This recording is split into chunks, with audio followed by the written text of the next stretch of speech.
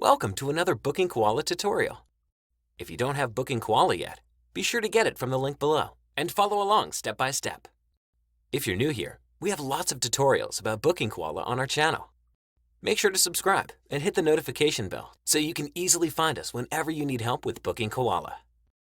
Charging per room when your customers book is a widely used option for Booking Koala users. Here are some steps to charge per room in Booking Koala. Go to Settings, Industries, Home Cleaning, then Form 1. Hover over Pricing Parameter. In the Pricing Parameter section, you'll see no prices listed. So, we are going to add a price. This is just an example. Click on Options and choose Edit. Set the price for the room in the Price and Time section. In the Dependencies section, uncheck the bedroom option under Exclude Parameters. Save your changes by clicking the Save button. Preview the changes to view the updated pricing.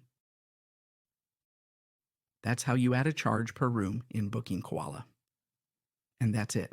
If you like this video, please give it a thumbs up and subscribe for more tips. Thank you for watching.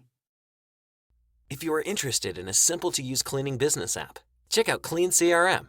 Right now, you can try it out for free for 30 days.